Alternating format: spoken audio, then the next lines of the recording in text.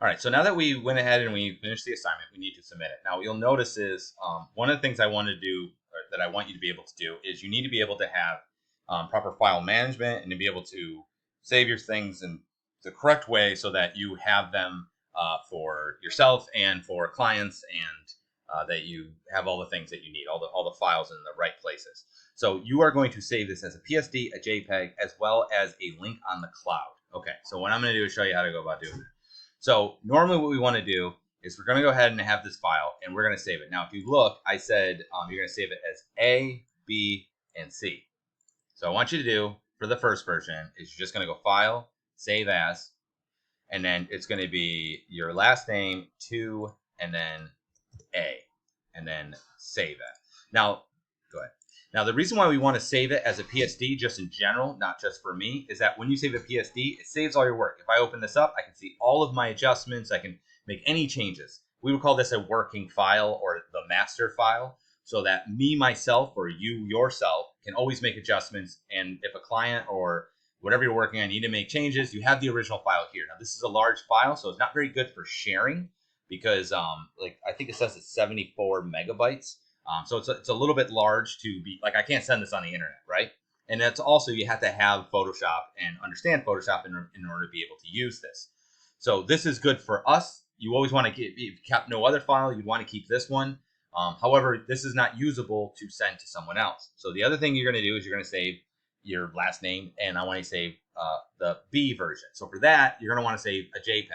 So we're going to go File, and you could do this, just don't do this right now. I'm showing you. You go Save As, and then you might be like, okay, but see how like JPEG is not a version? So what you can do is if you can do Save As Copy, and that'll actually open up Save As Copy, and then you can see all of the options. Okay, I'm not going to do that. There's also right here is Save As Copy. There's also Export Quick as PNG and whatever, but for the most part, just Save As Copy. Okay, so if I do Save As Copy, you can see then I can choose JPEG. JPEG is considered lossy, but what that does do is anybody can open up a JPEG. So I'm going to save this as my last name, assignment02b. Okay, so this would be what I would give a potential client, or this would be the file that would be my final that I send them, would be this file. Be like, okay, here you go. If they need any adjustments, they would tell me, and then I would have my PSD. I'd open up that, make those adjustments, save it, and then also save over top of this one and give it to them again. But this is the version that basically you send to somebody. Makes sense? But, you know, like I said, it's lossy. It's got a lot of other things going on. We'll go ahead and save it. All right. Great. Now, the last thing we need to do is I need to save the cloud version. Now, there's a couple ways to save the cloud. Probably the easiest way is just we go to File, and then we'll just do Save As. Now, by default, you might end up getting the window, and it says Save on. It'll say, like, Save, and it tries to save to the cloud. In our case, you'll see if for some reason you did the other one, you would just do Save As Cloud Documents. This is the window that you might get by default. To save it before, you would have clicked on your computer, and then that will bring up this window. But in our case, we want Save on the cloud. Okay, so now this is going to save to Creative Cloud.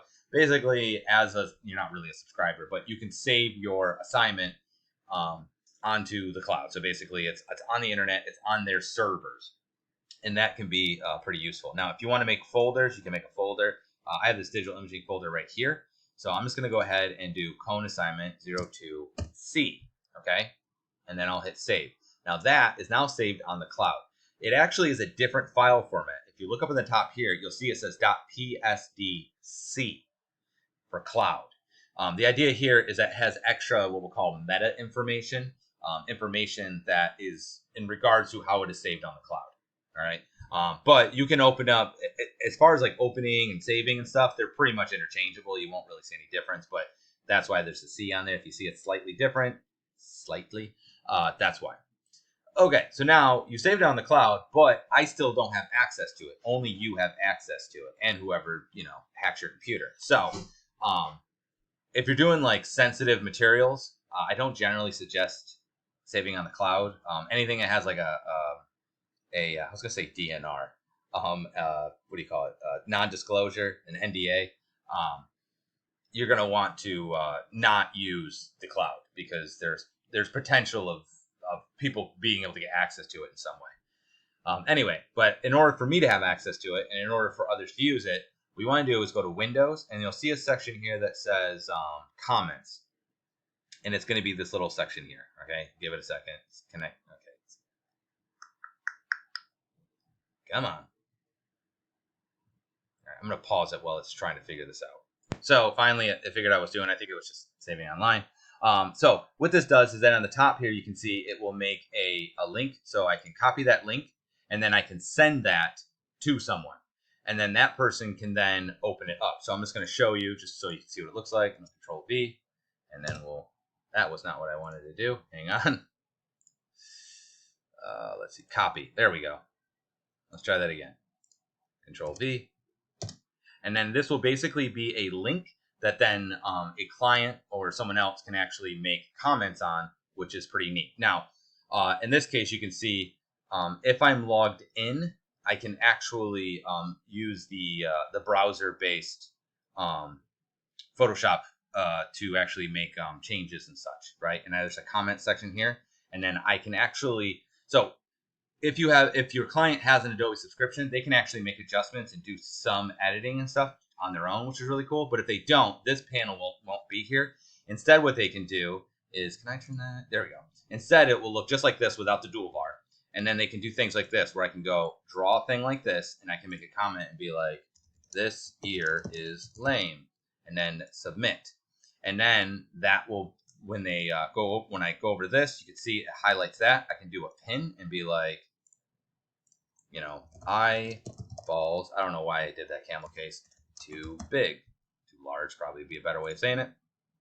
Okay, and then it'll have comments, and you can see this one highlights that, and this one highlights that.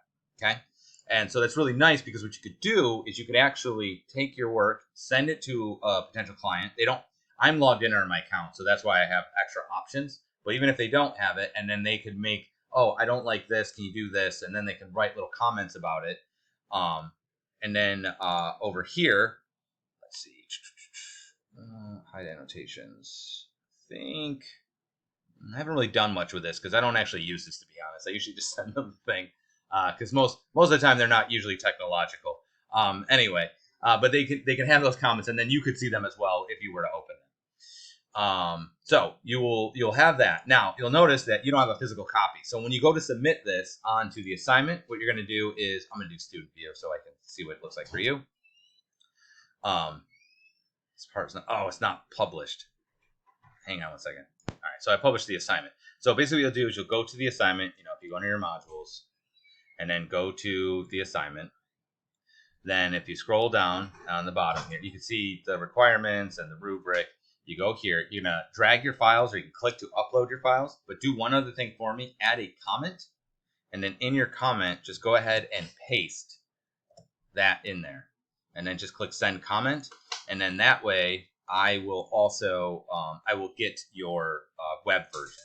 All right. So hopefully that makes sense. So you're going to submit those two images, the A, that is the PSD, the B, that is the JPEG, and then you're going to add a comment, and you're going to put the link that is from here, this link, just hit copy, and you're going to put a link in the comments. Now, if for some reason this isn't working or something's weird, then just open up like a Word doc or a WordPad or Notepad or something, and just write the link into that and drop the file into here. Just in some way give me the link to the online cloud version so that I can see that you did that, okay? I know this seems like an extra step that doesn't seem important, but these are the kind of things that you don't necessarily think about that if eventually you end up either, when you work professionally, these things are very important because this is how you're going to interact. It's going to make sure that you are able to edit your photos in the future or edit your work in the future by having those PSDs, that you're able to give the proper formats to clients, as well as be able to get feedback for what you're working on, okay? That would be it. All right, so good luck. I look forward to seeing your guys' subject photography.